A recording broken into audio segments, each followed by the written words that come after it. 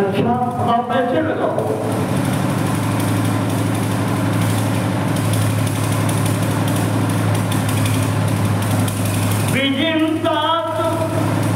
व्यास का जो प्रश्न है, चलो उसकी बात के साथ में जोड़ते चले। वदेदानीम जीव जन्म विधानतः, शरीर जब मिलता है और उस दिन से आप विचार करो, जन्म विधान से। बिजली आ गई होगी क्योंकि या तो देख लो। तो कहा जन्म से विचार करो। क्यों विचार करो? विधिं तात वद इदानीम,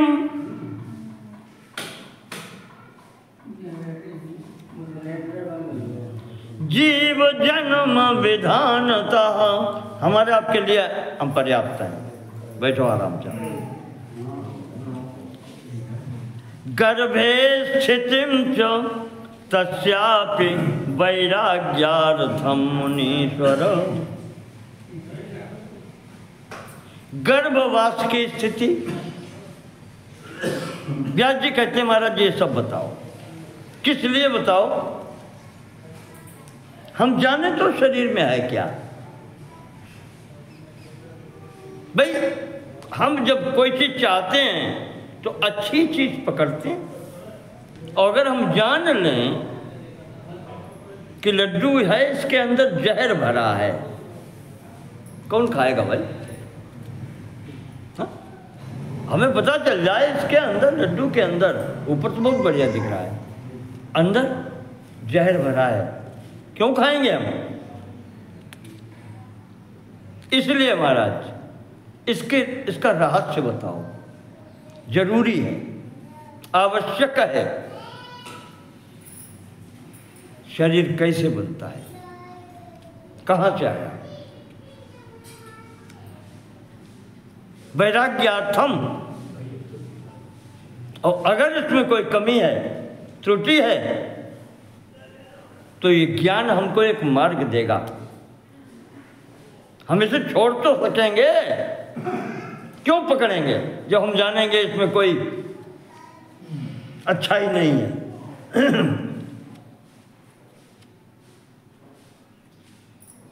व्यास जी थोड़ा सा इशारा दे रहे हैं, संकेत कर रहे हैं कि आप इस शरीर के बारे में बताओ। सनत कुमार जी कहते हैं, सुनो व्यास जी, सबसे बड़ी संसार में बीमारी जो है यही है, गर्भ में रहना, और यही नरक है। गर्भ में रहना ही नरक है। इसीलिए कहा जाता है कि महाराज जन्म मरण के चक्कर से छुड़ा दो। हम सब लोग जानते हैं बच्चा गर्भ में कैसे रहता है।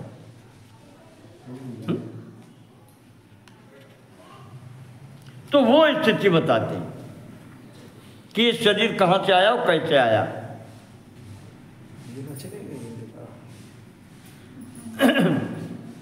कहते हैं जब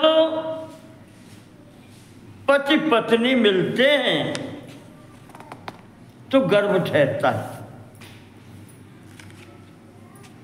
कललम पंचरात्रेण, 5 दिन तक वो प्रक्रिया होती है। माता का रज पिता का वीर मिलकर के कलल अब साइंस साइड के हैं, आपने सुना होगा।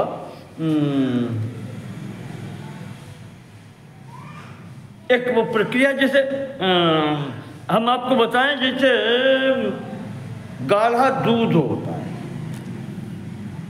या एक जैसे आप देखें कड़ू तेल हाथ में लो और 2 बूंद पानी डालो, जरा इसे रगड़ो, तो सफ़ेद सफ़ेद होता है, गाढ़ा हो जाता है।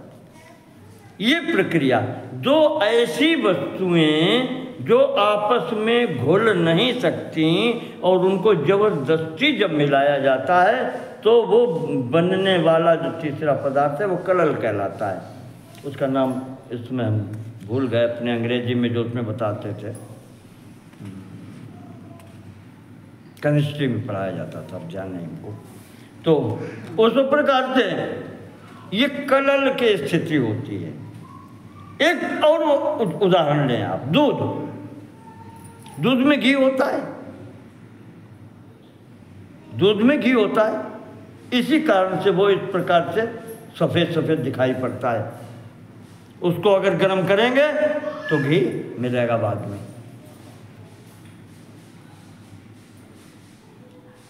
तो दो ऐसी चीज़ें जो मिल नहीं सकती, वो जब बलपूर्वक वो मिश्रित जब होती हैं, जैसे बताया नहीं, तेल अगर पानी में डालो नहीं घुलेगा, पानी तेल में डालो कुछ नहीं, अलग अलग रहेंगे, सदैव रहेंगे।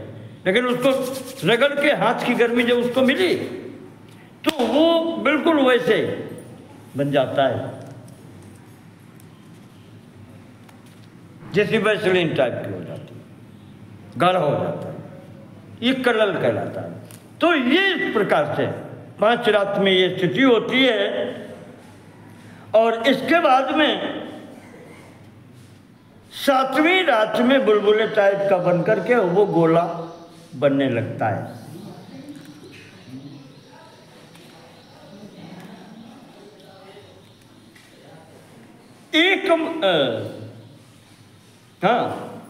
एक महीने में मांसपेशियां हल्की सी थोड़ी सी आने लगती हैं।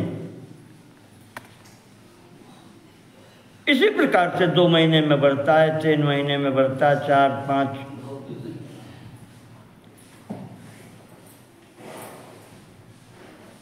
सातवें महीने तक ये स्थिति हो जाती है कि उसके अंग प्रत्यंग छलकने लगते हैं। ये मालूम पड़ने लगता है कि ये हाथ हैं, ये पैर हैं, ये सिर है, आँख, नाक, कान, मुंह, इस तरीके से 7वें मास तक ये सब स्थितियां होने लगती हैं। तब कहते हैं कि तभी ततः स्मृतिम लभे जीवा, अब उसको यहाँ पर स्मृति प्राप्त होती है। स्मृति पिछले जन्म में जहाँ कहीं रहा था वो अनुभव जागृत होता है। तब उसको यानी ये समझ में आता है कि अब हम कहाँ हैं। स्मृति जागृत हो और फिर उसी स्थिति में सुख दुख की अनुभूति भी होने लगती है। क्यों? माता के शरीर से नाल के द्वारा वो जुड़ा होता है। माता जो कुछ भी खाती पीती है उसका प्रभाव उस बच्चे पर अंदर पड़ता है। माता अगर तीखा, कड़ुआ या ऐसी कोई चीज़ें खाती पीती है उसका प्रभाव उसका वो उस पर भी बच्चे पड़ता है। वो कह तो कुछ सकता नहीं, वो सहन ही उसको करना होता है। गर्भ में उसको कहीं हवा तो मिलती नहीं है। भाई सबने देखा है, जैसी जानवर की स्थिति है वैसी मनुष्य की स्थिति है। दोनों जरायुज कहे जाते हैं, इसीलिए यहाँ भी मनुष्य और पशु एक जैसा है। दोनों जरायुज हैं, झिल्ली में लिपटे हुए ही होते हैं। उसके अंतर्गत वो द्रव भरा होता है, उसको जो भी बोलें, शरीर का पानी है, जो भी है। कहीं हवा तो मिलती नहीं उसको। तो जो कुछ है वो माता से ही जुड़ा होता है। माता जो भी करती है उसका प्रभाव उस बच्चे पर जाता है गर्भ में। यहाँ तक कि उसकी जो माता का सोच विचार भी है वो भी बच्चे पर असर डालता है। इसीलिए कहा गया है कि बच्चा जब गर्भ में हो अच्छी किताबें पढ़ो, अच्छी संगति करो, भगवान का पूजन पाठ करो। और जब अगर छुरियाँ चल जाने वाला गाना सुनोगे तो फिर वो छुरियाँ चलाने वालों आई जी। यही है, अभिमन्यु गर्भ में था सुभद्रा जी के, माता जी के। सुभद्रा ने कुछ पूछा था अर्जुन से तो वो चक्रव्यूह की कहानी सुनाने लगे। जितनी माता ने ध्यान से सुनी वो सब पूरी विद्या अभिमन्यु तक पहुंच गई, और जहां माता सो गई बस उतनी विद्या उसे नहीं मिली, उतनी ही विद्या उसे नहीं मिली। तो बच्चा जब गर्भ में है तो माता को भी तपस्या करनी होती है, और माता पिता, देखो संतान तो माता पिता के कर्म पर आधारित ही है, हम सीधे कहेंगे। तपस्या करके पुत्र मिलते हैं, और अगर उसका विपरीत फल मिलता है तो उसको कहते हैं प्रारब्ध, उसको प्रारब्ध फिर मानेंगे। हम प्रयत्न करते हैं अच्छा करने का, हाँ? और फिर उसके फल में वो न मिलकर के विपरीत फल मिलता है, तब कहते हैं कि ये प्रारब्ध है। अन्यथा कर्म का फल तो सीधा होता ही। तो यहाँ पर इस स्थिति में 7वें महीने में बच्चा कुछ सोचने समझने की स्थिति में आता है। श्रीमद् भागवत में तो भगवान कपिल देव जी ने माता को बताया है कि माता उस समय उसकी स्थिति, उसकी बुद्धि शुद्ध होती है, और फिर वो उस वातावरण में रह करके रोता है, वहाँ पर भगवान की स्तुति करता है कि भगवान इस जेल से निकाल दो, अब ऐसा कर्म नहीं करेंगे जो पुनः यहाँ आना पड़े, ऐसा कर्म नहीं करेंगे, आपके शरण में रहेंगे, आपका भजन पूजन करेंगे।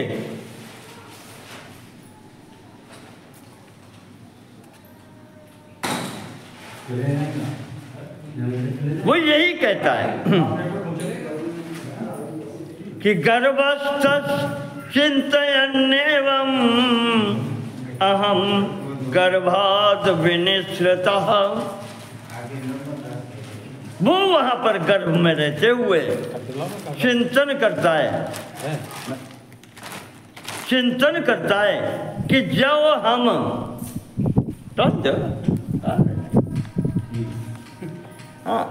वो वहां चिंतन करता है कि भगवान इस गर्भ से अब की बार निकल पावे। अन्वेष्यामि शिव ज्ञानम संसार विनिवर्तकम। भगवान हम आपके चरण कमलों में सीधे आएंगे, हमें पुनः इस स्थिति में ना आना पड़े, वही करेंगे।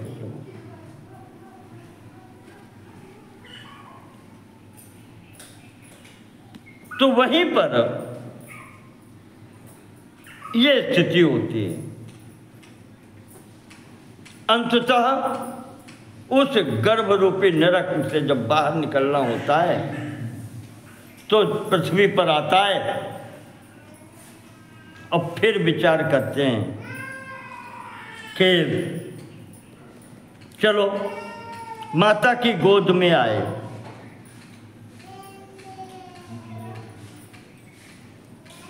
6 महीने लगभग 1 साल तक आपने बच्चा देखा होगा, चाहे खटमल काटें, चाहे मच्छर काटें, कुछ भी हो, वो अपना कुछ कर नहीं सकता, पूर्ण रूप से माता पर आश्रित है। अगर मलमूत्र भी कर लिया है तो माता की दया पर है, जो माता वहाँ से हटाए या जो भी करे, स्वयं कुछ नहीं कर सकता।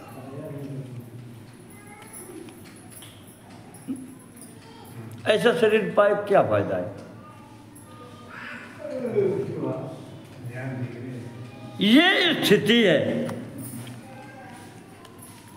और फिर ठीक है,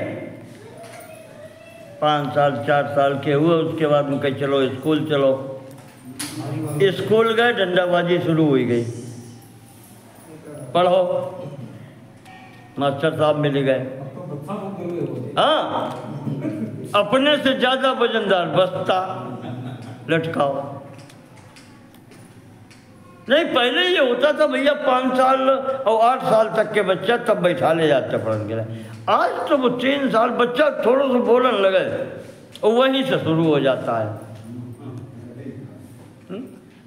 प्लेइंग स्कूल, LKG, और वहीं से सब शुरू, जरा सा होश में हुआ। हाँ, सब कुछ हुआ। तो इस प्रकार से होते हुए बड़े हुए, ये पढ़ाई लिखाई शुरू हुई। उसके बाद में जवान हुए, शादी विवाह, 1 से 2 हो गए। फिर वो परिवार वही रोना गाना, लड़के बच्चे हुए, और फिर अंततः बुढ़ापा आया। फिर वही स्थिति हो गई, कुछ नहीं कर सकते दूसरे के। अब घर वाले का तो भगवान है, भी ने उठाए ले। अब देखो ना ही जाते, जितने पास वाले हैं बेई कहा था, जिनके लिए जिंदगी भर मरे खपे, बेकार भगवान अब देखो ना ही जाते, अब इन्हें उठाए ले, छुट्टी करो।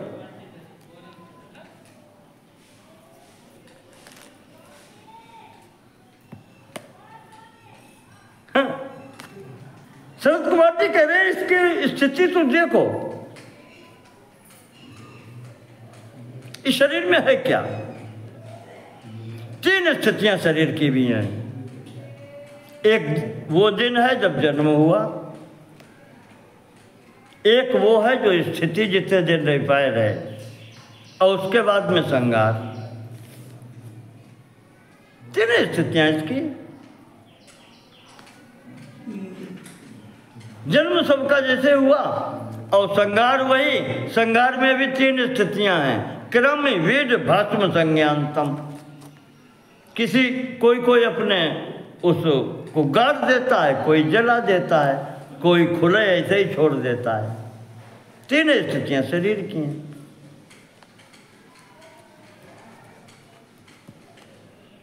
वो इतना प्रिय लगने वाला शरीर जिस पर दूसरा साथी कह रहा था कि हम तुम्हारे पीछे प्राण दे दें, और वही कहता है जल्दी ले चलो यार घाट पे। नहीं, घर जल्दी निकालो घर से भाई।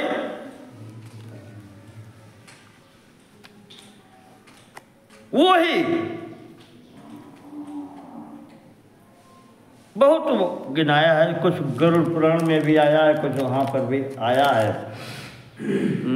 शरीर में क्या है सिवाय, जैसे खून है इसके अंतर्गत, इसके अंतर्गत चर्बी है, इसके अंतर्गत मलमूत्र सब भरा है। ये छेद हैं, 8-9 छेद कहे गए, जो बड़े छेद दिखाई पड़ते हैं। इंद्रियां जो गिनती में आती हैं, आँख, कान, नाक, मुंह। कोई विचार करके बताए कि इन छेदों से अच्छा क्या निकलता है सिवाय मैल के, सिवाय बदबू के। इस शरीर में चाहे जितना धो इसको, चाहे जितना साबुन लगाओ, चाहे जितना सेंट इत्र लगाओ इसको,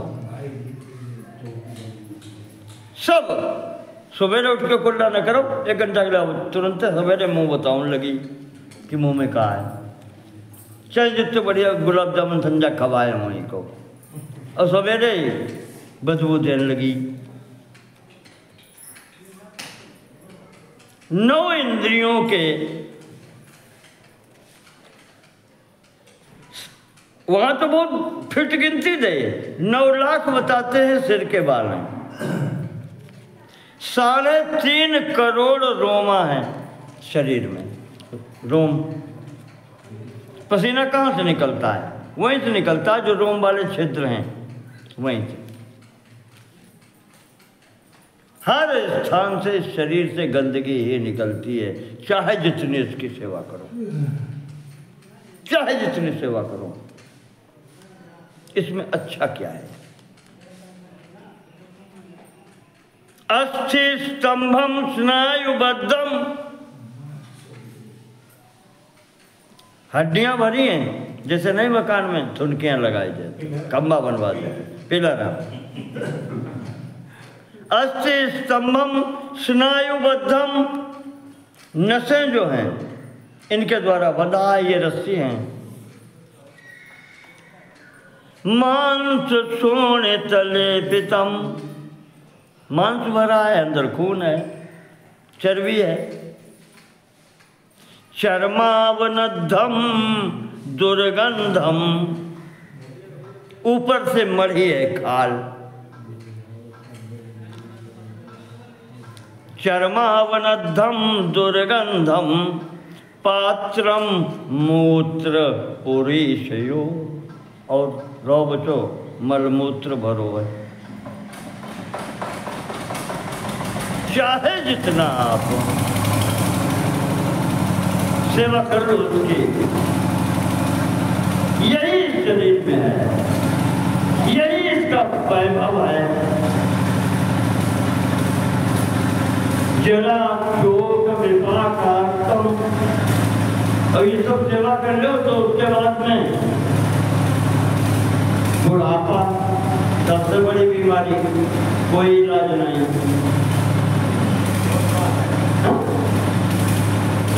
जरा शोक विपाकार्थम रोग मंदिर, आप लोग रोग से आप लोग कोई न कोई रोग लगा है।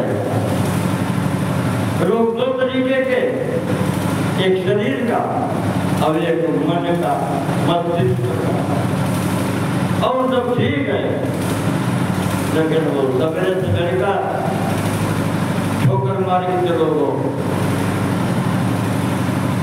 का कहेगो दिन भर चल रहा, शरीर को रोग है जो लेके काम करते ही, लेकिन वो जो कहेगो लड़का खड़े हो गया है, वो आठ दिन नहीं का उदाहरण में निकलेगा इधर। तो यही है यहाँ का।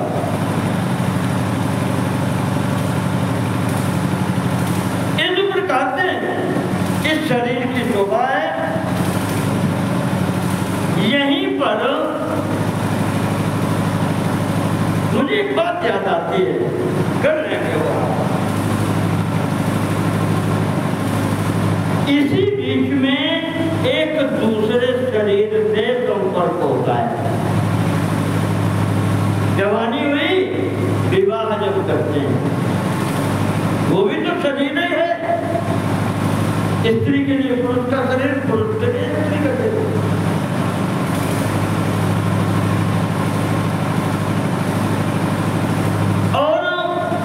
उसमें भी व्यक्ति इतना पागल हो जाता है, जैसे अभी हमने कहा कि हम तुम्हारे पीछे प्राण देते, इतना पागल होता है। तो जैसा तुम्हारा शरीर है वैसे ही तो अगले का शरीर है कि नहीं? शरीर सबके एक जैसे, जितनी चीजें यहाँ पर बताई अभी अपने आप को, यही दूसरे शरीर में भी है। मुझे बात याद आती है माता मदालसा की। चंद्रवंश में एक राजा थे ऋतध्वज, उनकी पत्नी का नाम था मदालसा, मदालसा। माता पढ़ी लिखी होती है, माता जब योग्य होती है तो संतान को जो बनाना चाहे बना लेती है। माता संतान को भगवान बना देती है, और माता चाहे तो संतान ही शैतान बन जाता है। संतान को भगवान बनाने वाली माता और संतान को राक्षस बनाने वाली भी माता ही। हमने आपसे पहले ही बताया था कि दुष्शीलो मातृ दोषेण, दुष्शीलता, व्यवहार, चाल चलन, ये सब माता की हो गया। और पहली गुरु माता होती है, वहीं से देवता बनता है, वही बनाती है, भगवान बनाती है, और वही राक्षस भी बनाती है। माता मोदानसा ने सोचा कि हम अपने बच्चों का उद्धार करें। हम तो कर्म बस आकर के फंस गए, बच्चों को ऐसा बनाएंगे कि बच्चा स्वयं अपना कार्य करे, समर्थ बनाएंगे। तो उसने उसके सब मिलाकर के 4 पुत्र हुए हैं। तो पहले जो 3 पुत्र थे उसने सबको योगी बना दिया। जन्म लेते ही माता ने उपदेश देना प्रारंभ किया।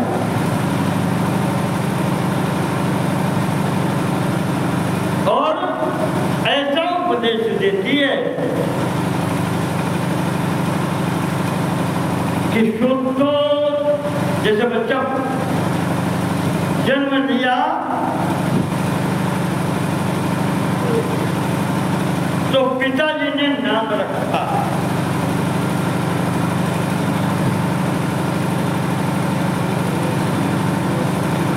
पिताजी अब जैसे आजकल भी पिताते थे तो वो पिताते हैं।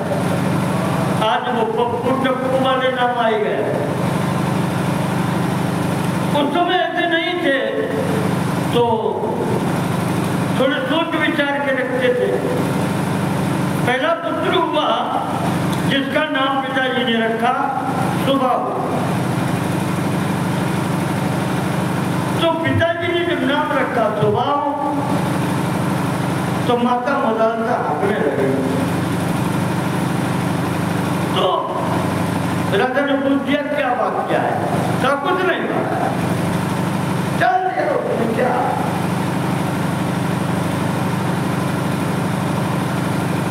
एक का नाम रखा है अरिमर्दन, एक का नाम रखा है विक्रम। 3 पुत्रों के नाम अलग अलग रखे गए, पर माता ने उपदेश सबको एक ही दिया है। माता क्या उपदेश देती है? बच्चा जब पैदा हुआ, पैदा होने के बाद रोने लगा, माता ने लोरी उसी दिन से सुनाना शुरू कर दी। बेटा ये शरीर तेरा नहीं है, न तू इस शरीर का है। पहले दिन से बात हो गई। जैसे अभी हमने कहा कि शरीर में अच्छा क्या है, और ये तो हर आदमी जानता है कि इस मशीन को जो चला रहा है वो कोई और है। जब वो निकल जाता है तब ये न तो बोल पाता है, कुछ नहीं। अर्थात इसका मतलब है कि इसको चलाने वाला, इसमें रहने वाला कोई दूसरा है। वही जब तक रहता है तब तक ये मशीन काम करती है। जो चलाने वाला अलग है और चलने वाला अलग है, ड्राइवर अलग है, ट्रैक्टर अलग है। हाँ, तो माता कहती है कि शुद्धो तिरेतात न तेस्तिना। बेटा तू तो शुद्ध बुद्ध मुक्त आत्मा है, तेरा कोई नाम नहीं, राजा ने जो नाम रख दिया सुबाहु। सुबाहु का मतलब बाहु माने भुजाएं, सु माने सुंदर, सुंदर भुजाएं जिसकी हो वो सुबाहु।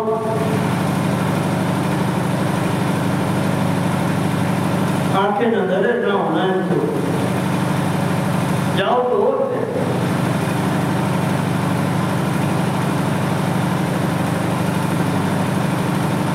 दिखाई नहीं पड़ता। पिताजी ने तो नाम रख दिया। का संसार में बेटा ऐसे ही होता है। जब तेरा ये शरीर ही नहीं है, तू इस शरीर से अलग चीज है। तुझे किराए पर ये मकान मिला है थोड़े देर रहने के लिए।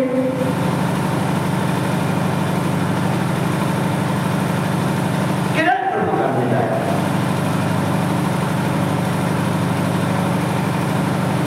समय काटना है, काटते। क्यों रोता है? रोजी सी करते है तो तू रो क्यों रहा? जब मकान तेरा है ही नहीं तो रोना गाना किस बात का? समय काटना है, काट ले।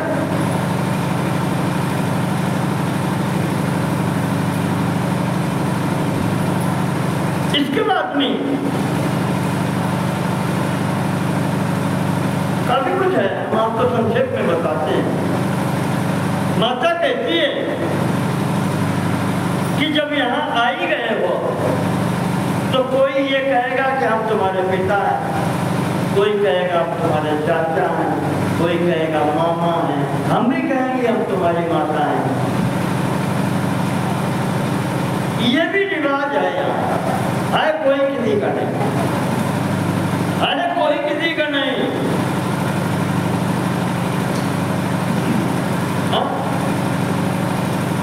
तातेत किंचित तनेत किंचित, कोई कहेगा कि मैं तुम्हारा पिता,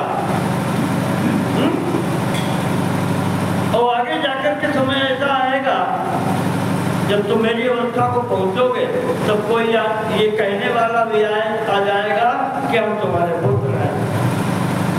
तातेत किंचित तनेत किंचित अम्बेत किंचित दैतेत किंचित, लोग आते जाएंगे, रिश्ते बनाते जाएंगे। कोई कहेगा हम तुम्हारे पिता, कोई कहेगा हम तुम्हारे लड़का, कोई कहेगा हम तुम्हारी माता, कोई कहेगा हम तुम्हारी पत्नी, कोई कहेगा चाचा, कोई कहेगा हम तुम्हारे बाबा। ये संसार है, ये होता रहेगा यहाँ पर। तो अब तुम किसके किसके साथ जाओगे और किसके किसके मन की वो संबंध हमने आपको बताया।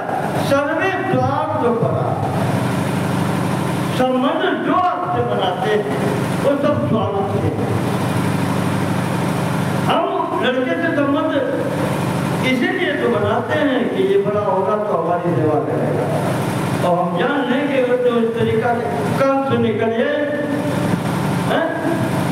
अगर हम जान लें कि ये लड़का हमारा कंस ये रावण निकलेगा तो हम क्या करिए? पहले ही उनको हटाएंगे।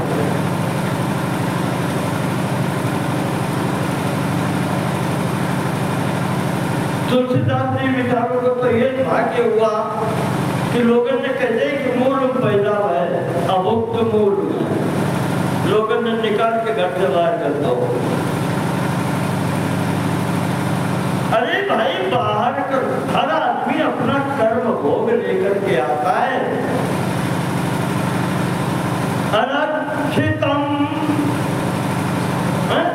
रक्षति अरक्षितम तिष्ठति दैव रक्षितम। उसको जीवित रहना है, ये तुम्हारे हाथ में नहीं है, वो उसके हाथ में है। उसने जो पूर्व जन्म में कर्म किए हैं उसके अनुसार उसको आयु मिली है। कोई रक्षा रक्षा करने वाला न हो फिर भी वो जीवित रहेगा। वो दैव रक्षितम, प्रारब्ध से उसकी रक्षा हो रही है, पूर्व कर्म से उसकी रक्षा हो रही है। और चारित्र सात्याने में ताले के भीतर रहा। परीक्षित कहते निश्चित है मृत्यु, तो वहां भी मरेगा, कोई बचा नहीं सकता।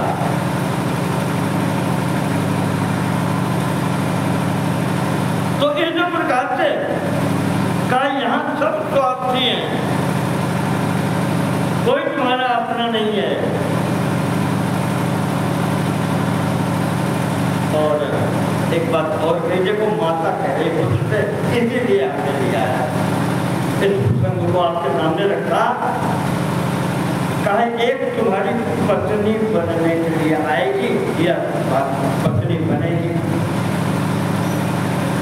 जो मनुष्य स्त्री पर मोहित होता है, क्यों?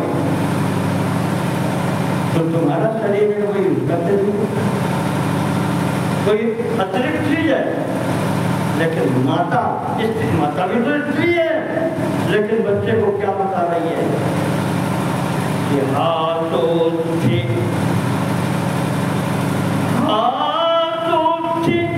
संदर्शन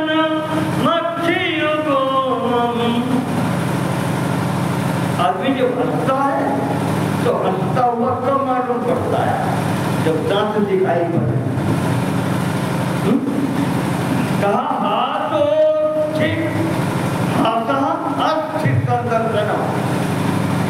दांत दिखाना ही हंसी है, और क्या है?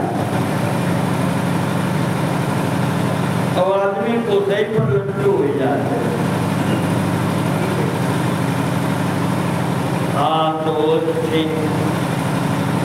संदर्शन अक्षि युग्मम, अक्षि कहते हैं आंखों की सुंदरता पर आदमी लट्टू हो जाता है। माता कह रही है आप यहाँ ध्यान रखिएगा, ये कोई दूसरा नहीं कह रहा, माता अपने बच्चे से कह रही है कि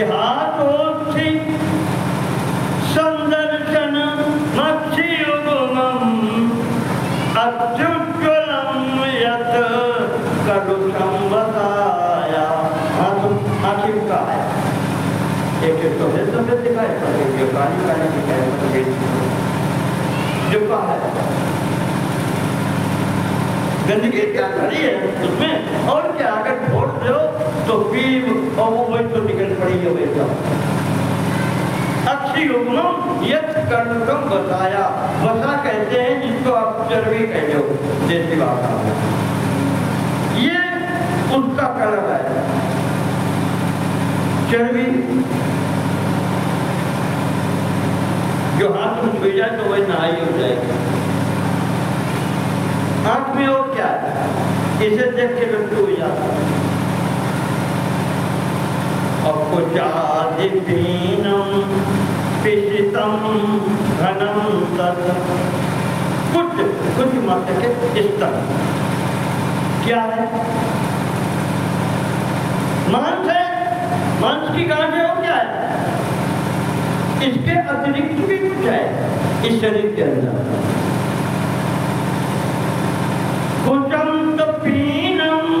तो थोड़ा सा इकट्ठा करके मिट्टी ज्यादा लगा भगवान। पीनम पिशितम मांस है, घना हो गया वह घनम तत्, मांस शरीर में है वहाँ थोड़ा ज्यादा। स्थानम नरकम नयोत, अब आप सोचो यही मांस और मज्जा और मर्द तुम्हारे शरीर में है, यही उसके शरीर में, क्या आकर्षण है उसमें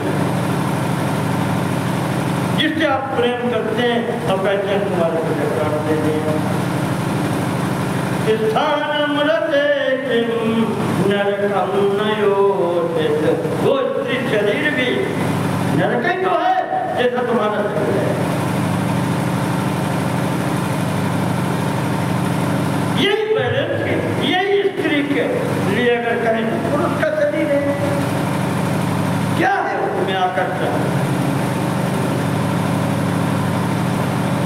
तभी तो बलराम ने कहा है कि दंपत्योर विक्रमेणो का समाशास्त्रे प्रतिष्ठिता।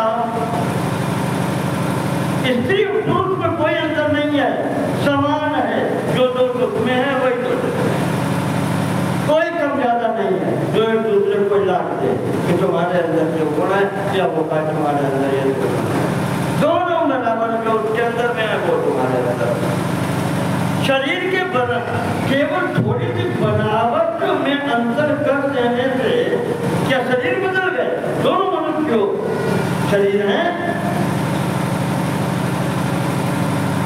जितने गुण तुम में उतने गुण उसमें, जितने दुर्गुण आप में उतने दुर्गुण उसमें,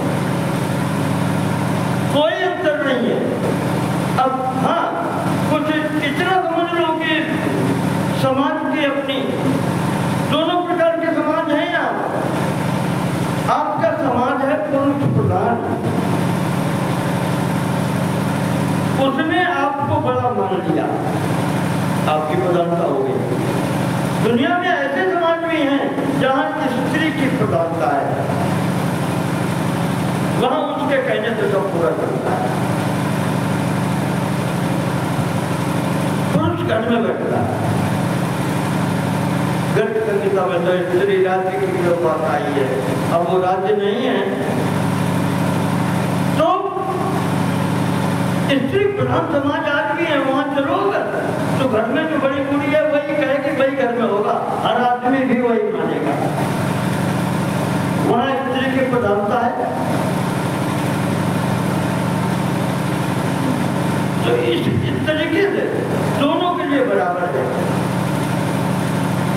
माता कहती है कि थोड़ा सा विचार करो कि यानम हितौ, पृथ्वी पर एक सवारी गाड़ी है, चाहे कार मान लो, चाहे रथ मान लो, चाहे बैलगाड़ी मान लो।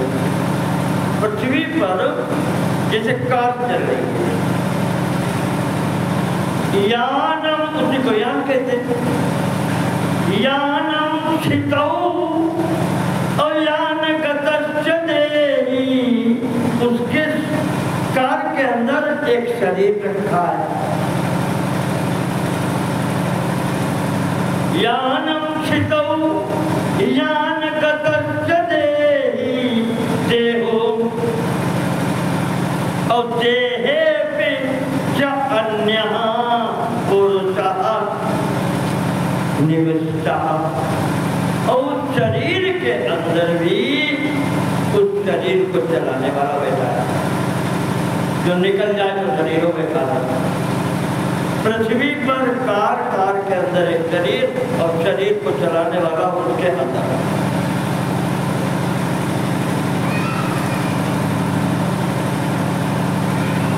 तो कहते हैं कि या ममत्व मुर्व्याम न, उस पृथ्वी पर भी आदमी का ममत्व नहीं, उस कार पर भी ममत्व नहीं, तो इस शरीर पर कितना ममत्व करना है? लोग का अपने हाथ में बचाए, जो गाड़ी जाए कहाँ जानते हो, कार भी नहीं, अपने हाथ में बचाए।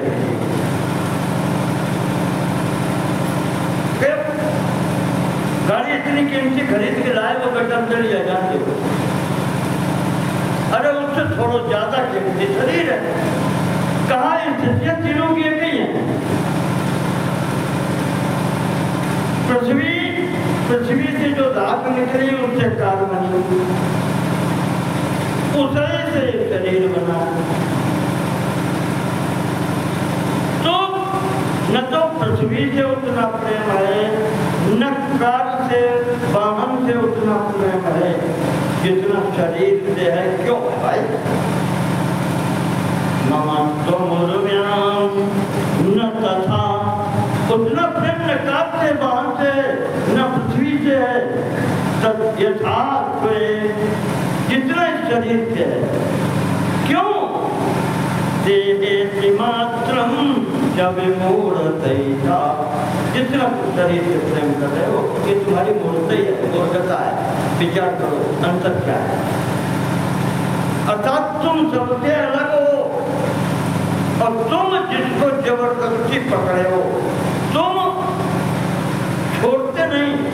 तुम्हारी नजर में इस शरीर की इतनी कीमत है कि तुम प्राण चली जाए कुछ भी हानि हो जाए लेकिन शरीर हो जाए। और शरीर में भी हमारे स्वामीराम जी कहते थे अगर कोई लेके कराता मिल जाए, जंगल में जा रहे हो और वो कहे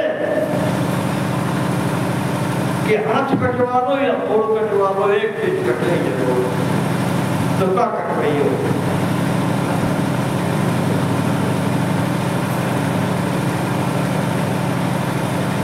है कि नहीं?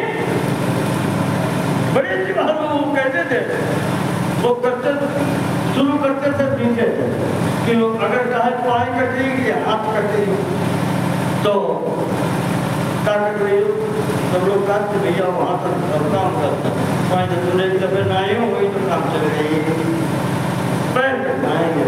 और फिर ऐसे बढ़ते बढ़ते वो कहते थे कि बस ये स्थिति अगर बन जाए, कोई कहे कि हम सिर काटेंगे या हाथ काटेंगे या कोई अंग काटेंगे तो क्या करोगे? तब ये कहोगे भैया सिर न काटो, चाहे हाथ काटे लो चाहे कान काटे लो। तो वहां भी भेद है कि जितना प्रिय ये सिर और गर्दन इतना भाग है उतने हाथ प्रिय नहीं, उतने पैर प्रिय नहीं।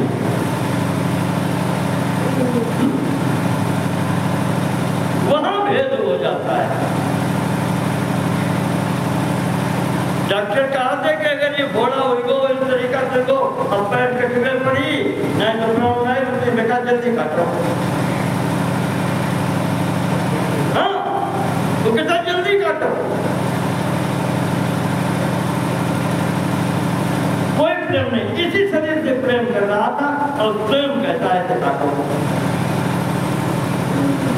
और आजकल की समस्या होता नहीं, माता के गर्भ में पुत्र फंस जाए उत्पन्न होने पर और कोई गति न रह जाए, डॉक्टर कहता है तो काट के निकालना पड़ेगा, चाहे माता हो चाहे पिता हो का जल्दी निकालो।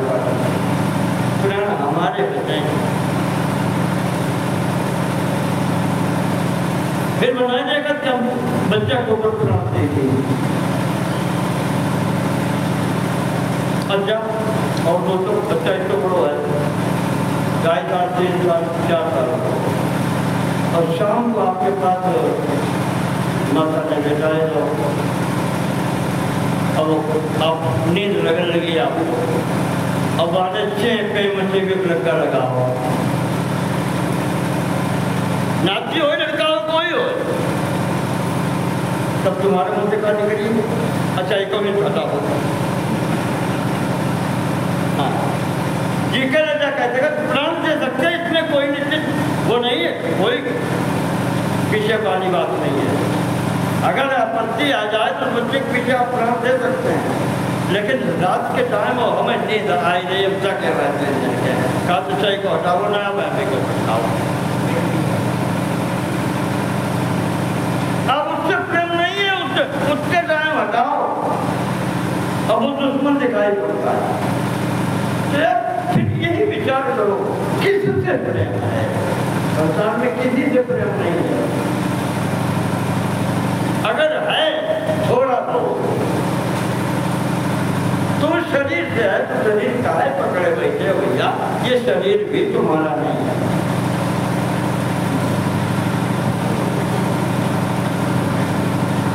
देखो 2 चीजें हैं बहुत घनिष्ठता वाली जाए चिट्ठी पति, वहां 2 चीजें हैं, मैं और मेरा। मैं तो परमानेंट है और मेरा बदलते है, जिसे हम कहते हैं मेरा वो बदलता है।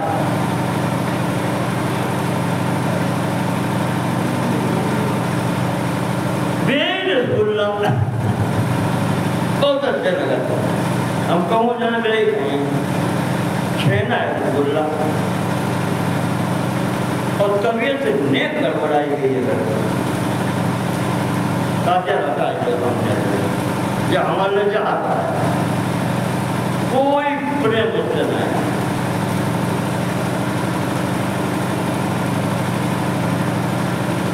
यही अंतर होता है जहाँ पर हम कहते हैं ये मैं और ये मेरा, तो मैं और मेरे में अंतर होता है।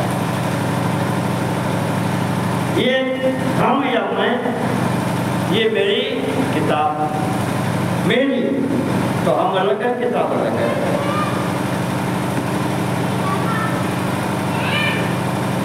ये मोबाइल फोन हमारा मेरा, तो मैं अलग और जो मेरा है वो अलग है। अब हम आपसे पूछते हैं ये हाथ किसका है? मेरा, इसका मतलब मैं अलग है, मेरा अलग है। शरीर किसका? वो कहेगा मेरा, तो इसे फिर मैं कहेगा माने गई कि ये मैं।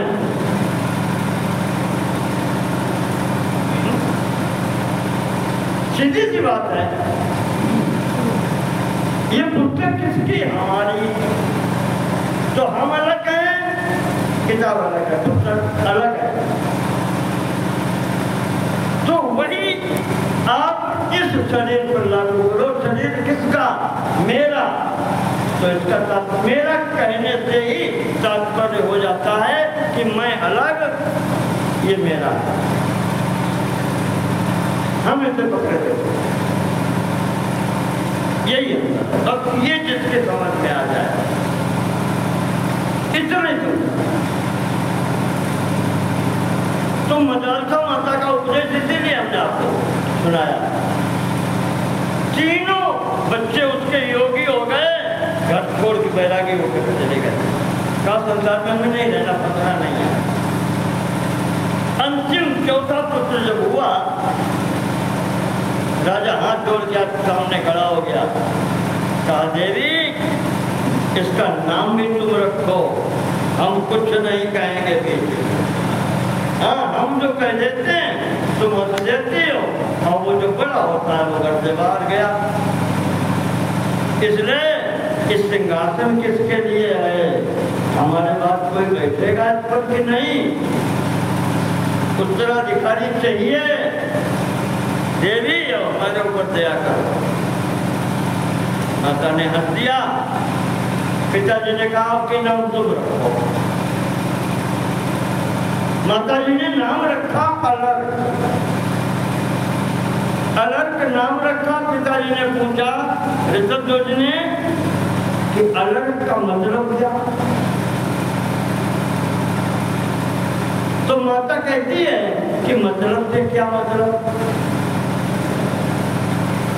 दुनिया का काम चलाने के लिए कोई नाम होना चाहिए। बस हो गया।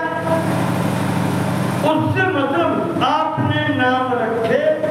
रानी जवाब दे रही है, पहले का नाम रखा सुबाहु। आप ये बताओ, इस शरीर के अंतर्गत वही बात, मैं अलग और मेरा अलग। तो ये सुबाहु नाम आपने जो रखा है वो इस शरीर का नाम है या इस शरीर के अंदर जो चला रहा उसका नाम है? बताओ।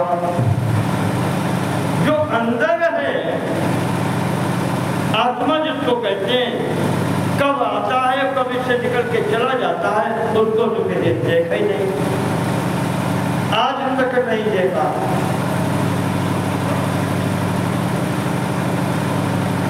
कौन कह सकता है उसकी बाहें हैं भी कि नहीं है? बिनु पद चलाई तो नहीं बिनु खाना, कर बिनु कर्म करई विधि नाना। वो तो ऐसा है कि हाँ हो न हो वो तो काम कर देता है। तो जब उसको देखा ही नहीं है तो हम उसका नाम रखते हैं। आप कहते हैं स्वभाव जिनकी सुंदर बाहें हैं। अच्छा, अगर ये शरीर मान लें तो देखो तुम्हारा वैसे तो बच्चा को वैसे दुनिया भर के शरीर है, तो सब स्वभाव हुए हैं। इनमें कहा अगर फूटो तो इनके का बाएं सबके घटा। दूसरे के नाम रखा अरिमर्दन। अरिमर्दन, अरि माने दुश्मन, शत्रु, मर्दन उनको मारने वाला, समाप्त करने वाला। महाराज आत्मा सबकी एक, वही परमात्मा सबके अंदर बैठा। सबकी आत्मा एक। शरीर जिस चीज से हमारा शरीर बना उसी से तुम्हारा बना। पंचतत्व कहे जाते हैं, पृथ्वी, धरती, पानी, आग, हवा और आकाश, इन्हीं 5 तत्वों के सबके शरीर बने। तो ये बताओ महाराज, अंदर से सब एक, बाहर से सब एक, इसमें दुश्मन कौन किसका है? कौन किसका दुश्मन है, कौन किसका शत्रु है? जिसके लिए आप कह रहे हैं अरिमर्दन है। कोई अर्थ आपके नाम जो आपने नाम दिया। तीसरे का नाम आपने रखा विक्रांत। क्रांति कहते हैं उनको, क्रांत जो चलता फिरता है, जिसमें गति होती है, क्रांत। और विक्रांत विशिष्ट गति हो जिसकी, बढ़िया दौड़ ले तो ज्यादा दौड़ ले तो सबसे ऐसे समझ लो। तो अगर सबके अंदर जो आत्मा बैठा है वही तो परमात्मा है। और परमात्मा का तो कहा गया है कि वो तो कहीं जाता ही आता नहीं है। कहूँ तो कहाँ जहाँ प्रभु नाई, देश काल जिस विधि नाई। जब वो हर जगह मौजूद है भैया, इतनी जगह है कि हम उसमें हमें बैठ सकते हैं।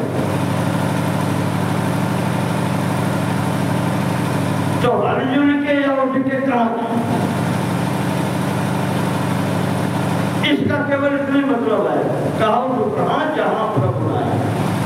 अगर कहीं जगह है तो वहां परमात्मा है।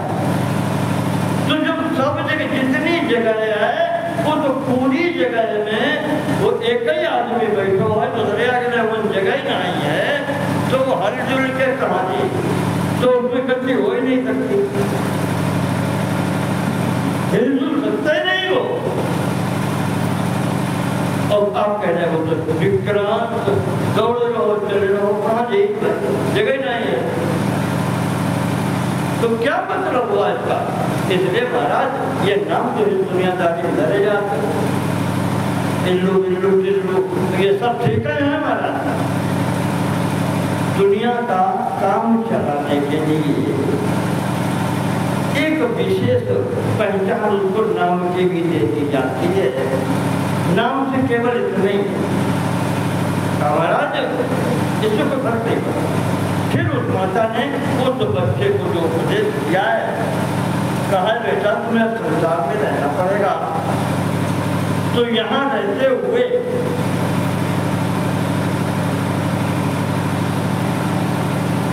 आशीर्वाद देगी। जैसे उन लड़कों से कहती थी कि शुद्धो रेतात न ते रूप, तो शुद्ध बुद्ध मुक्त परमात्मा का अंश है, इस शरीर तेरा नहीं। यहाँ क्या कहती है? यहाँ कहती है कि धन्योस्ति, तू धन्य है कि तुझे शरीर मिला है। धन्योस्ति रे यो वसुधाम अशत्रु एकस्थिरम पारयितासे पुत्र। धन्य है तू जो राजकुमार बनकर के आया है, बहुत दिनों तक तू प्रजा का पालन पोषण करेगा। धन्य है तुझे ऐसा शरीर मिला है, राजा के घर में उत्पन्न हुआ है, तुझे पृथ्वी पर रहने वाले समस्त अपनी प्रजा को पालन करने का सौभाग्य प्राप्त हुआ है। और तत्पालनादत्तु सुखोपभोगो, जब विधिवत तो उसका पालन करेगा तो तुझे सुख मिलेगा बदले में। सत्तुराजी संपूर्ण तेरी ही है, खजाना तेरा, सब कुछ तेरा, सब सुख मिलेंगे। तभी तो कहा जाता है सर्वदेव मयो नृपा, राजा के अंदर संपूर्ण देवताओं का निवास होता है। इस प्रकार से उसकी मान्यता होती है। तो तत्पालनादत्तु सुखोपभोगो, बेटा उससे यहाँ तुझे सुख मिलेगा अगर तू विधिवत पालन करेगा प्रजा का। और बाद में यदि धर्म होगा, इस धर्म का तो अच्छे तरीके से पालन करेगा तो धर्मात् फलम प्राप्यते चामरत्वम, तुझे अमरत्व प्राप्त हो जाएगा, तुझे देवता माना जाएगा। और अमरत्व अगर क्या करें तो तुझे मोक्ष प्राप्त हो जाएगा अपने किसी कर्तव्य पर। ये माता की शिक्षा है पहले दिन से। उन्हें योगी बना दिया, अब ये राजा बनेगा।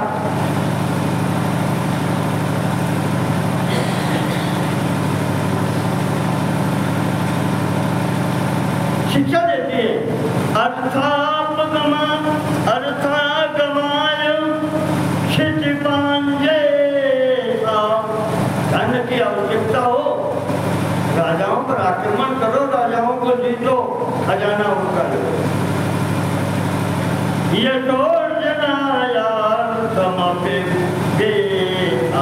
और जब धन की अधिकता हो तो दान करो, व्यय करो अच्छे कार्यों में, तुम्हें यश भी मिलेगा, पुण्य भी मिलेगा।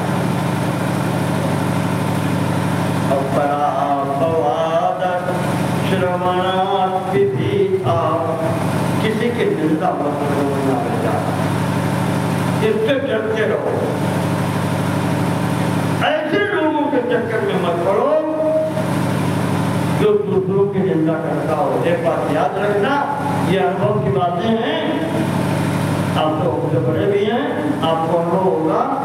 जो आपके सामने बैठ करके दूसरे की निंदा कर रहा है वो आपकी भी निंदा दूसरी जगह करता है।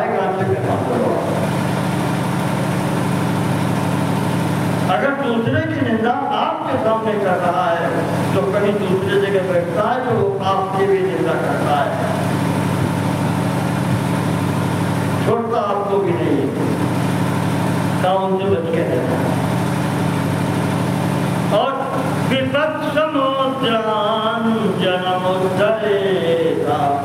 जो आपत्ति में कोई व्यक्ति को सामने आए, तुम्हारी क्षमता हो तो उसको विपत्ति से निकालना, उसकी हमेशा मदद करना, सहायता करना।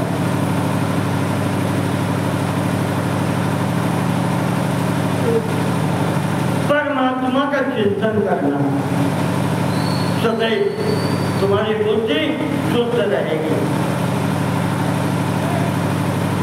सदा मुरारिम हृदि चिंतयेत्, भगवान का स्मरण सदैव हृदय में होना चाहिए। इसको हम दूसरे शब्दों में भी कहें कि सदैव अपने से बड़ा किसी को मानना। ये मत सोचना कि मेरे ऊपर कोई नहीं है, मैं जो चाहे वो कर सकता हूँ, ये भाव नहीं आना चाहिए। भले ही आप घर में सबसे बड़े बूढ़े हैं, लेकिन फिर भी किसी न किसी को हृदय से कहना नहीं चाहिए, लेकिन मानना जरूर चाहिए। जैसे कोई बात चल रही है और अंत में वो आकर के वही जिसको आप मानते हैं उसने बात कोई कायदे की कही है, और हम तो ये कहेंगे कि अपने से बड़ा फर्क होगा। जो कह रहा है उसकी बात पर विचार करो और फिर निर्णय करो, और फिर निर्णय करके जब आप विचार करके बात करेंगे तो आपका भी सम्मान होगा और सबकी मान रह जाएगा। ये मत सोचना कि हम ही सर्वे सर्वा हैं, जो मैं कहूँगा वो होगा।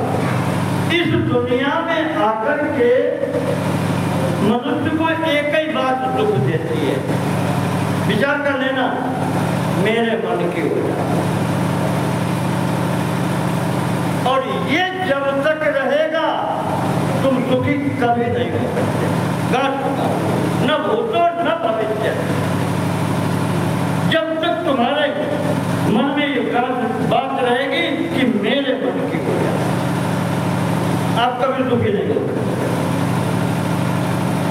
पूरी दुनिया के दुखों की जड़ एक ही बात है कि मेरे मन की हो जाए, जो मैं चाहूं वही। इस रोग की कोई दवा नहीं, इसके रोग की दवा तुम ही हो। अपना चिंतन करो और सोचो कि ऐसा क्यों। तुम चाहते हो, अगला भी तुम चाहता है मेरे मन की हो जाए। कि तुम्हें ये रखो, चलो तुम्हारे मन की, अपने मन की मत करो। आप कभी दुखी नहीं, कभी माफी मांग लो, आपके पास दुख हट गएगा, केवल इसमें छोड़ दो। जैसी तेरी मर्जी, जैसे पिछले प्रसंग में नहीं बताया था, दर्पा के राशन दी, शंकर जी उसके परिवार वालों को मारने लगे, भगवती सामने आ गई तो भगवान हट गए सामने से, कहा मेरी नहीं तुम्हारी सही।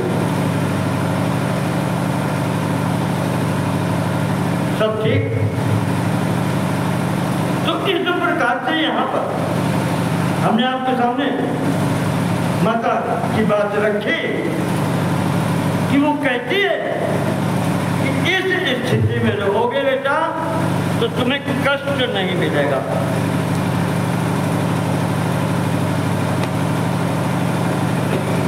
तो यहाँ बात चल रही थी कि शरीर में क्या है, शरीर में आकर्षण क्या है। शरीर सबके एक जैसे हैं, यहाँ कोई किसी के प्रति बिल्कुल आकर्षण नहीं है। एक अध्याय यहाँ पर दिया है, भाई राजेश मनन कह रहे थे न सुनाई हो, स्त्रियों की बुराई है। तो ये यहाँ इसलिए लिखी है कि कथा सुनाने वाला भी आदमी है, और यहाँ जो कथा सुन रहे हैं ये ऋषि मुनि बैठे हैं, यहाँ पर कोई स्त्री का नाम नहीं आया है। तो तुमसे तो यही कहेंगे भैया इन औरतों से, स्त्रियों से बच के रहना, यही कहेंगे ना। स्त्रियां कथा कह रही हो, स्त्रियां सुन रही हो, तो वो क्या कहेंगे, स्त्रियों से बच के रहना। क्यों कहेंगे भाई? तो वो कहेंगे कि इनसे बच के रहना। तो वही है, कथा में इसलिए लिखा है। एक अध्याय बिल्कुल ठीक वैसे ही है जैसा महाभारत में आया है। नारद जी ने बताया है कि एक अप्सरा थी, उसने नारद जी को बताया है, पंचचूड़ा नाम की एक अप्सरा है, उसने यहाँ पर आकर के बताया है कि स्त्रियों में दोष क्या क्या होते हैं। कहा कि दोष हमने आपको बताया, जो मनुष्य में दोष है वही स्त्री में दोष है, आदमी में जो दोष वही स्त्री में दोष है, कोई अलग से नहीं।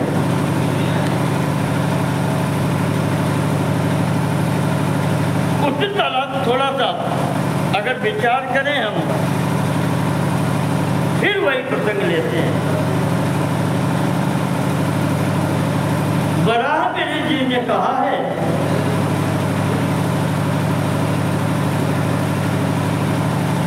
कि कोई भी महात्मा हो, साधु हो, कोई भी हो, तुम बैरागी नहीं, बैरागी लगी कि नाना तुम इसकी बुराई कर कैसे सकते हो?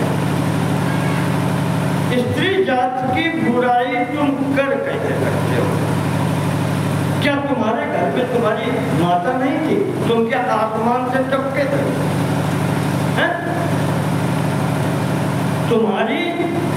तुम भी तो किसी माँ की संतान हो, और माता क्या स्त्री नहीं है? और अगर तुम उसी स्त्री के पुत्र हो तो तुम स्त्री की बुराई कर रहे हो। क्या अधिकार है तुम्हें?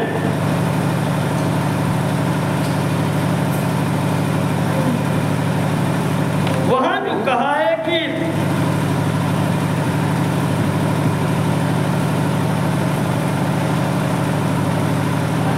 ऐसा कौन सा कर्म है जो उसने कर दिया है वो तुमने नहीं किया है? स्त्री के ऊपर जो दोष लगाते हैं उनमें से ऐसा कौन सा विशेष कार्य है जो पुरुष नहीं करता? प्रब्रूत, अब बरामेर की वाणी सुनिए आप। प्रब्रूत सत्यम, सत्य बोलो, अपने हृदय पर हाथ रख करके स्वयं निर्णय करो। प्रब्रूत सत्यम कतरो नाम दोषोक्तियो नाचरितो मनुष्य। इसमें वो ऐसा कौन सा दोष है स्त्री में जो तुम में नहीं है? और फिर भी क्या करते हैं? प्रमदा निरस्ता, तुम्हारा समाज पुरुष प्रधान है, इसलिए तुम लाभ उसका उठाते हो और अपना दोष नहीं देखते और उसके ऊपर उंगली उठा देते हो, उस पर दोष लगा देते हो। ये तुम्हारी दृष्टता है। वो उदाहरण देते हैं बराबर, जैसे किसी ने गांव में आकर के चोरी की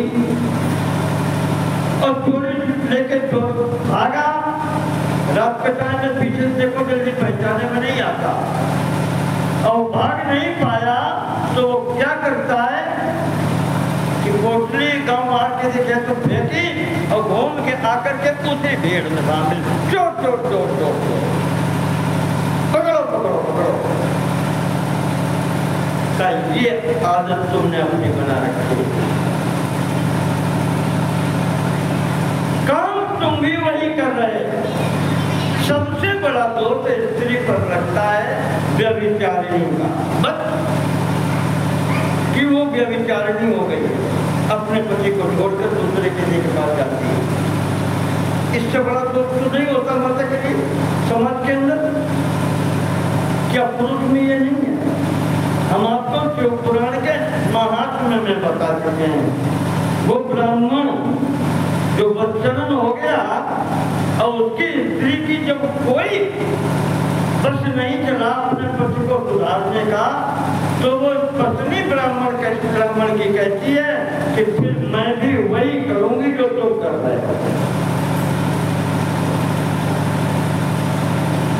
और वो बेशर्म इतना वो कहता है करो। वहाँ जो कहानी आई है उसने पत्नी से कहा हम क्या मना किए, जो हम करते वही तुम करो, लेकिन हमें पैसा चाहिए।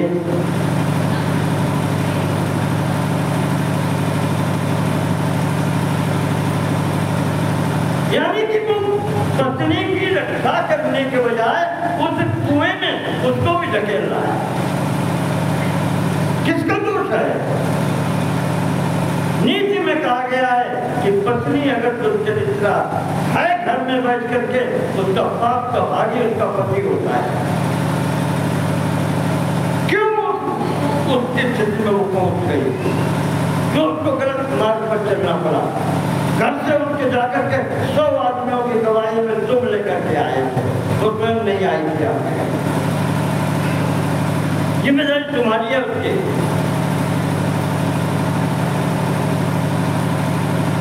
वही उन्होंने कहा, दंपत्य और विक्र में दोषा समाशास्त्रे प्रतिष्ठिता। शास्त्र में जब बात कही जाती है तो स्त्री के लिए जो कहा जाता है उसका प्रभाव वही शब्द पुरुष के लिए भी लागू हैं, ये ध्यान रखिएगा। घर में अपने एक वो मुहावरा चलता है कि बहू से कुछ कहना हो तो सास अपनी बिटिया को समझाओगे, धीमार बहू समझाई जाती है।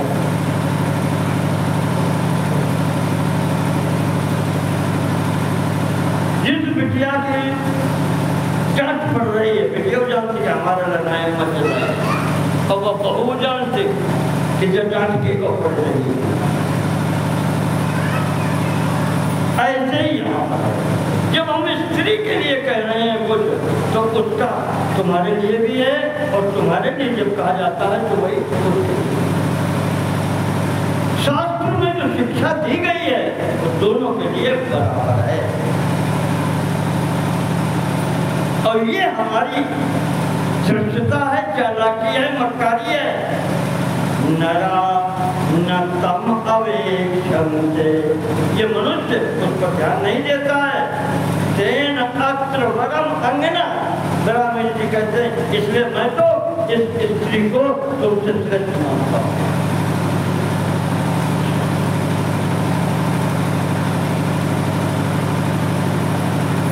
सब अनुभव की चीजें लिखी महापुरुषों ने, कहा तुम्हारी स्थिति भी हम जानते हैं। ब्याह से पहले कि अगर आपको मिले होती तो कितने वक्त बोलते थे, चाहे जितने टेंशन में हो, हंस के बोलियो सब कहें। और ये तुम्हारा व्यवहार शादी के बाद में क्यों बदल गया भाई? ये दुष्टता है कि नहीं? जैसे पहले बोलते थे कोई क्या हो, पुरुष चातुरानी, ये व्यक्ति जो है जिसको मनुष्य कहते हैं, कामिनी नाम पुरुषे चातुरानी बोलते हैं, जिसकी खैर भाई और जितनी तारीफ और जितने क्या कहें, तो कहने वाली बातें नहीं सब जानते हैं। लोग कहते ही जो काम है तो काम छोड़े वो काम करते। विवाह से पहले जो जिस प्रकार से तुम्हारा उसके प्रति व्यवहार था, यानी रहो भले एकांत में कहीं होते न पश्चात। अब विवाह के बाद में क्यों नहीं? अब वो नहीं रहा, विवाह हो गया। अब जिसकी गुस्सा जमाने भर की गुस्सा द्वारा ले आए और होने उतार पाएगा। बाहर तो कुछ बिगाड़ नहीं पाएंगे लोगों को। अब इतनी गुस्सा भरी है तो इनने अगर चाय तो लोगों को कहते तो मैं चाय की भरी बहुत गुस्सा ही नहीं।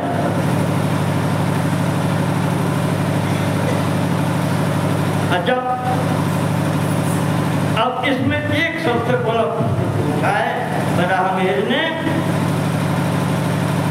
कि सुकृतज्ञतया अंगना, वो तुम्हारा कृतज्ञ हमने बताया था वो होता है जो दूसरे का उपकार न माने, सबसे बड़ा पाप है।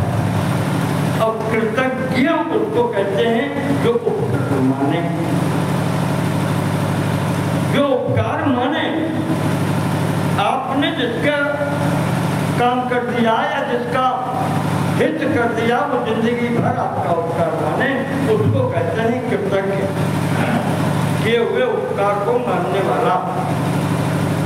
महाराज जी क्या लिख रहे हैं? सुकृतज्ञतया, आपने उसको ऊपर उपकार क्या किया? इतने तो किया, विवाह करके घर ले आया, बस इसमें केवल जैसे वो अपना कुछ इच्छा लेकर के आई है, उसमें विशेष इच्छा ये है कि ये मेरा पति है, ये मेरी हर परिस्थिति में रक्षा करेगा, केवल उसका इतना ही है। अन्यथा वो सक्षम है सब प्रकार से। उसके अंदर उससे से ये भाव आ जाता है कि कुछ भी हो ये मेरा पति है और हर परिस्थिति में ये मेरी सुरक्षा करेगा। इस भाव को वो कृतज्ञता पूर्वक स्वीकार करती है और जीवन भर याद रखती है। इस कृतज्ञता को और इस कृतज्ञता के भाव के लिए एक उदाहरण नहीं मिलता जो इसका कोई बदला दे पाए। महाराज जी लिखते हैं, सुकृतज्ञतया अंगना, वो स्त्री इस कृतज्ञता का बदला देने के लिए गतासून, अब कोई जिसके प्राण निकल गए हैं पति को, पति के उस पति के शव को, उसकी लाश को गोद में लेकर के प्रवसन से सप्त जो चिता में प्रवेश कर जाती है। आए कोई माई का लाल जब से सृष्टि हुई आज तक जो इतना निभाने पत्नी के साथ। बताओ, देवता हो, ऋषि मुनि हो, मनुष्य हो, जो पत्नी के साथ में चिता में बैठ गया हो। और माताओं के चरित्र आपको हजारों लाखों मिल जाएंगे जिन्होंने पति के साथ बैठ करके और चिता में शरीर छोड़ दिया। और इसकी बुराई, इस माता की बुराई कौन कर सकता है, कैसे कर सकता है? तो सदैव याद रखो कि जैसे आप हैं वैसे ही दोनों के अधिकार बराबर हैं। इस गृहस्थी में रहते हुए कभी ये चित्त में मत रखना कि हम कुछ नहीं, सब मिलाकर के अंततः यही होता है। तो स्त्री और पुरुष में कोई अंतर नहीं है, सब एक जैसे हैं। और जो ये सोचता है हम कुछ हैं, उसको अपने भी गिरेबान में झांक कर देख लेना चाहिए। इसी क्रम में महाराज जी ने आगे बताया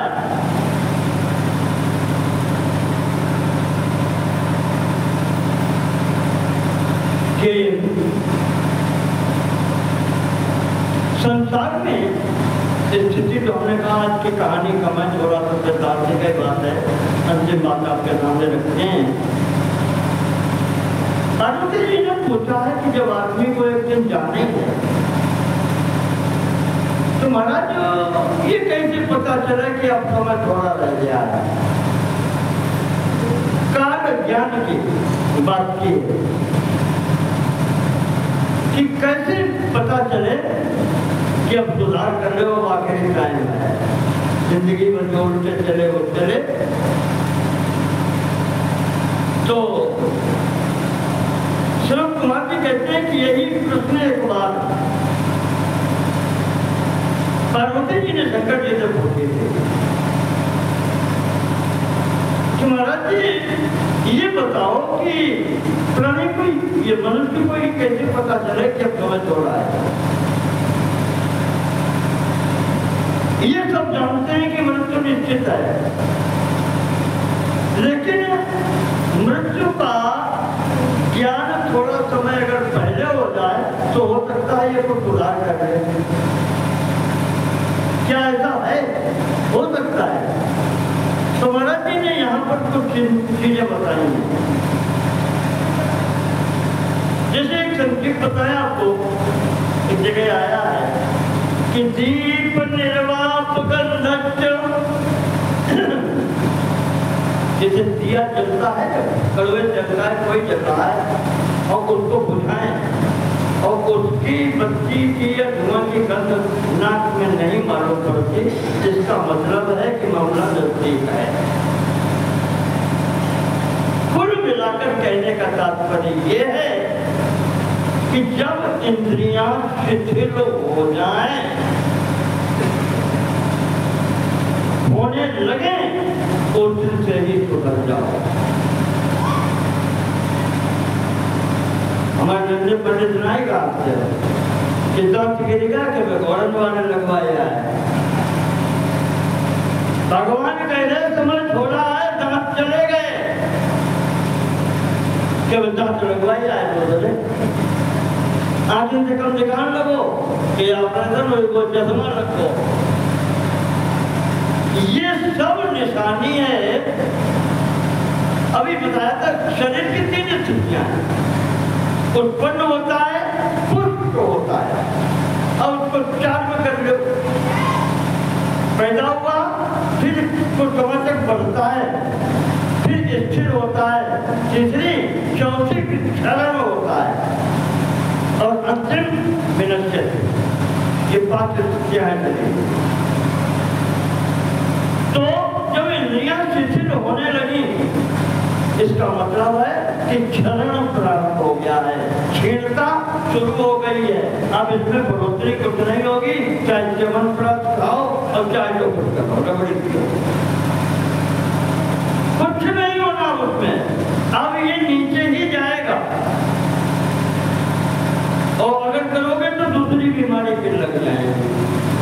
जबरदस्ती करोगे कि नहीं ताकत मिल जाए, नहीं, एक निश्चित चक्र है, वो ऐसे ही चलेगा। तो जब इंद्रियां शिथिल हो, जानना चाहिए कि समय कम है।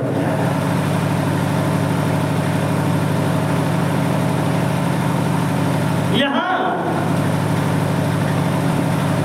हम एक आध आपको किताब जब भी बताए देते हैं, नासातु श्रवते यस्य, लेकिन नाक बहन लगे ज्यादा, शिथिलता हो शरीर में, तब की बात है। जवानी में आएंगे तो लोग तो कोई लगे, जब शिथिल है और चाहे दबा कर नाक लाग ये सब बहन लगे, तो समझ लो किनारो है।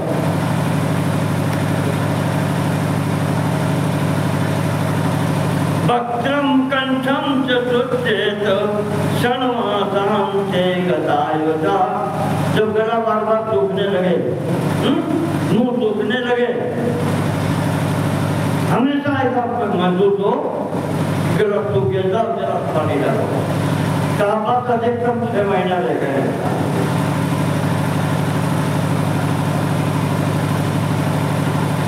इस शरीर की स्थितियां हैं। कहते हैं बायां अंग अगर भड़क के रह जाए, शांत न हो, तो भी इसे अपशकुन मानना चाहिए। इसका विशेष करके बाह की बात बताइए, कहा तो भी ये समझना चाहिए कि महीनों अगर भड़क के रह जाती है एक, तो इसका मतलब है कि मामला कुछ गड़बड़ है। बाहरी बताए हैं, जैसे हम शीशे के सामने खड़े होते हैं और हमें अपना चेहरा सही नहीं दिखाई पड़ता है, तो भी समझना चाहिए कि ये है। जैसे हम चलते हैं तो मेरी छाया हमको नहीं दिखाई पड़ती, इसका मतलब है कि मामला किनारे है, 6 महीने साल भर की स्थिति है।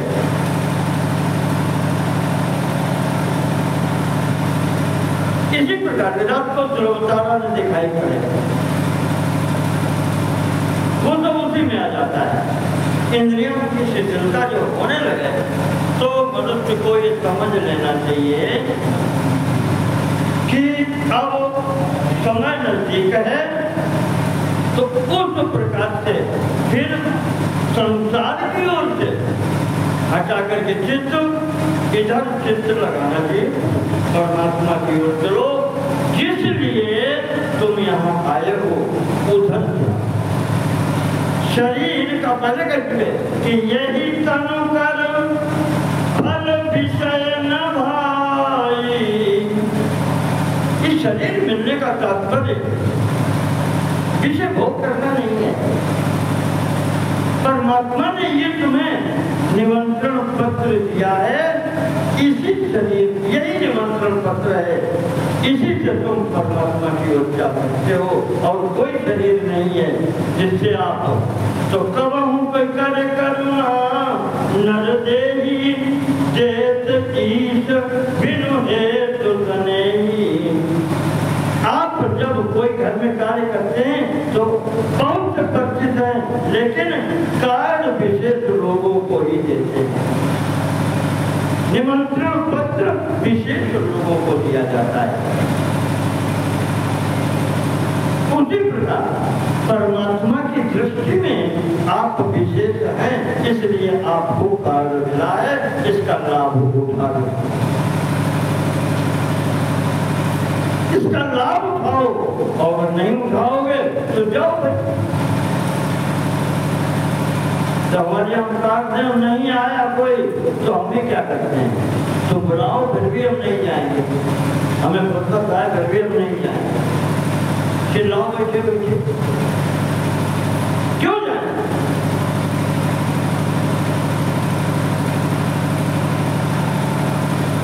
तो ये ईश्वर ने जो शरीर दिया ये निमंत्रण पत्र है, और ये कह रहा है साधन धाम मोक्ष कर द्वारा।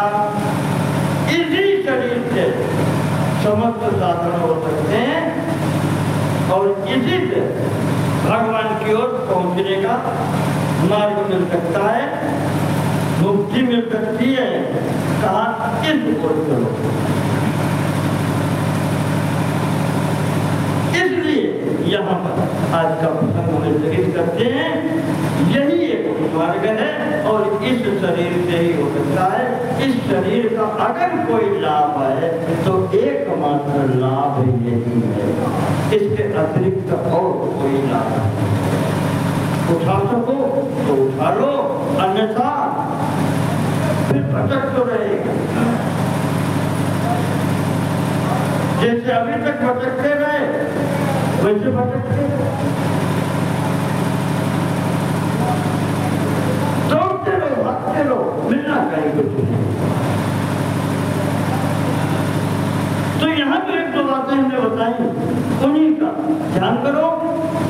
सबसे पहले बात ये, संसार में मैंने एक बात कही कि मेरे मन की हो जाए, हो सके तो इसको छोड़ो, ये छोड़ो।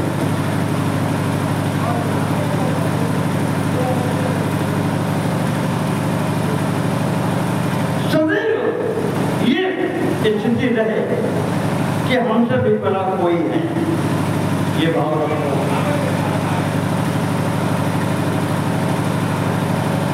इतने पर्याप्त है। शरीर मिला है, ये दुकान बंद कर दी, जैसा आपने कल बताया था। ये दुकान है, माल बिक्री होता है, खरीदार आता है, चलती रहेगी। कोई पैसे देकर ले जाता है, कोई उधार ले जाता है। इसको अगर हमें चलाना है तो हम दोनों प्रकार के कर्म करते रहते हैं, और अगर इससे छुट्टी पानी है तो जो मैंने मार्ग बताया था कि जिसने आपसे कर्जा लिया है उसका कर्जा माफ कर दो, और जिससे आपने कर्जा लिया है उसका अदा कर दो। दुकान आगे बंद हो जाएगी, अभी बंद हो जाएगी, सभी झंझट खत्म।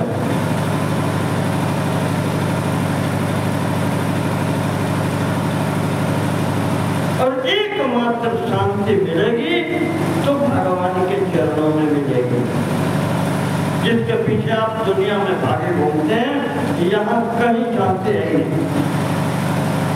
गलत दुकान पर आप खड़े हैं।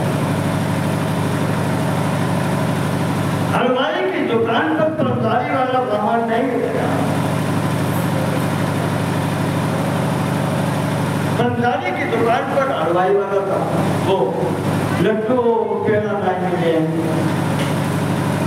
जो वस्तु जहाँ मिलती है उस दुकान पर जाओ, आपको अपनी इच्छा वाली वस्तु मिल जाएगी। भगवान क्या है? सत चित आनंद।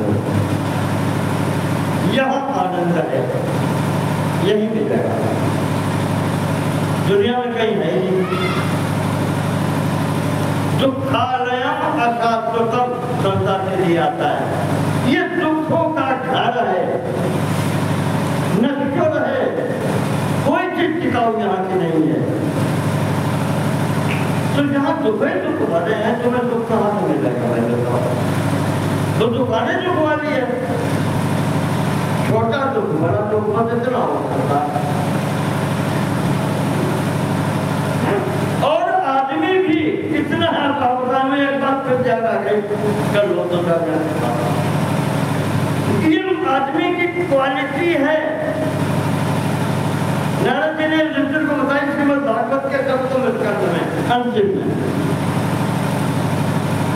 रजोधिका कर्म परा दुखे सुख मानना। ये दुख को ही दुख मान लेता है कभी कभी। चाचा जी, एक मनुष्य पेट की भूख मिटाने के लिए, हर आदमी को तुम्हें लगती है गरीब है बेचारा, जंगल में गया, उसने लकड़ी का गट्ठर खूब काटा और गट्ठर बांधा। अब बस तो गया, मन में बहुत सोचा है कि आज ये हम ले जाएंगे बाजार में बेचेंगे, पैसा बढ़िया मिलेगा। अब वो बेचारा उसमें इतनी बच गई कि उठाते उठ ही नहीं पा रहा,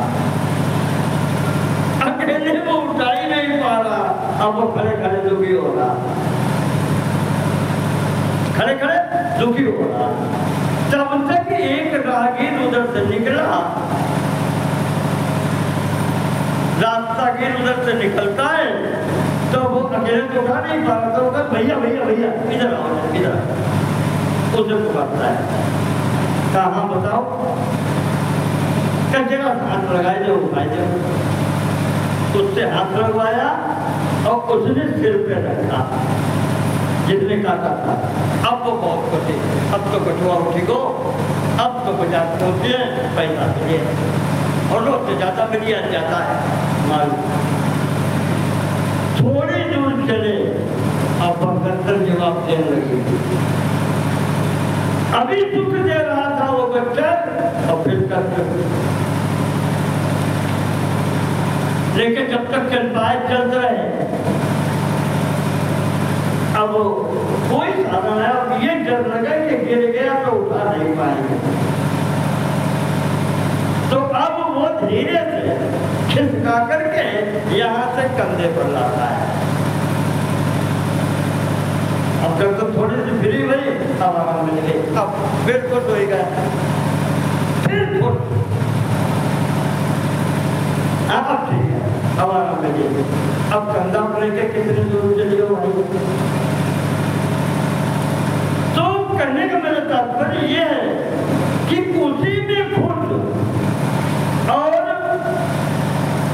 जो तकलीफ थी समाप्त नहीं हुई, थोड़ी सी कम हो गई, वो सामने से तो वो तकलीफ जो पहले ज्यादा थी थोड़ी सी कम हुई, वहां बिल्कुल प्रसन्न हो गए, खुश हो गए। और अंततः जिस किसी प्रकार से आए थे, कंधे से लाए और फिर किसी प्रकार गिरते पर से लाकर के जब बाजार में फेंक दिया, डाल दिया जमीन पर, तब अब आप बहुत खुश। चलो अब तो देख, अब बैठे, अब अगर ग्राहक ना हो शाम तक तो फिर दुखी। पता लगो शाम को 5 बजे जब बाजार को डूबे को भाई, तब एक आदमी ना हो। अब वो जो सोच के चले थे कि 100 रुपया की हुई है, और वो कहा कि हम 80 दिए, तो गुस्सा बहुत होते, लेकिन दुख भी होता है। लेकिन अंतिम में बैठ के आप नहीं सोचा, जिससे मिले उससे लो, लड़का बच्चा बन गया, तो वो 80 मिले, अब वो उतने खुश हो गया। मेहनत वो 100 से ज्यादा की करके आया। और सोच रहा था कि सब तो मिलेंगे ही, और कहता 80 देंगे 75 देंगे, ले भैया यार आटा लेके जाए, घर में बच्चों को भूख लगी, घर में कुछ है नहीं। अब उसने राशन पानी खरीदा राकेश भैया और लेके शाम को घर पहुंचा। घर वालों ने देखा तब सोचे अब खाना मिलेगा, बनाया, सबने खाया पिया, संक्षेप में कर लो, और खाए पी के लेते सब खुशी, और सवेरे उठे तो फिर वही थे। तो रजो धिका काम तो बहुत करता है, रजो भूल जाता है, और दुखे सुख मानना, ये दुख में ही दुख मानता रहता है। संसार की स्थिति ये कि यहाँ नहीं मिला 50,000 रुपये बिके, जब भी दुकाने दिन में ले गए, और तो अपनी का सोचा क्या लो तुम कुछ तो हुई हो, पूरे पत्थर लाए भिगे में पड़े, उसकी लागत पड़ रही है 700-800 रुपए, बता चलो भूरे को तो नहीं बिके, मिले 40 से मिले 5 से मिले को 200 मिले, तो दुखे दुख मानना हमारी आदत ऐसी पड़ गई है यहाँ पर कि हम दुख में ही दुख मानने लगते हैं, इसलिए दुखी रहते हैं। इसलिए भगवान के चरण में जाना जरूरी है, और वहां खड़े होकर प्रार्थना करो कि महाराज अभूतपूर्वं मम भाविकिं वा सर्वं सहेमि सहजं हि दुःखम्। महाराज कोई नई बात नहीं, हम जब से आए दुनिया में दुख उठा रहे हैं। सर्वं सहेमि सहजं हि दुःखम्, आदत पड़ गई दुख सहने की, किंतु तवाग्रे शरणागतानां, प्रभु हम आपके शरण में आ गए। दुनिया भी कहती है कि हम आपके भगत हैं, लेकिन किंतु तवाग्रे शरणागतानां पराभवो नाथ न तेन रूपः। दुनिया आपका दास कहती है, दुनिया आपका भक्त कहती है, और अगर मेरे ऊपर कोई कष्ट आता है दुनिया हंसेगी आपके ऊपर कि ये उनका भक्त है, ये उनका नौकर है।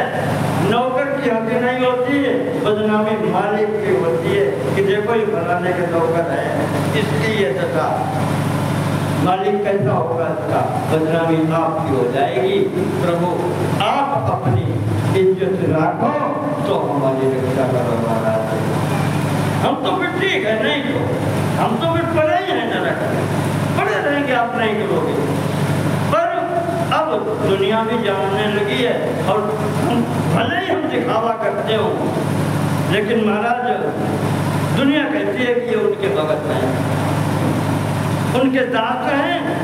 इस महाराज हम कहते हैं इसीलिए आप हमारी भी रक्षा करो, और नहीं तो बदनामी फिर आपकी होगी।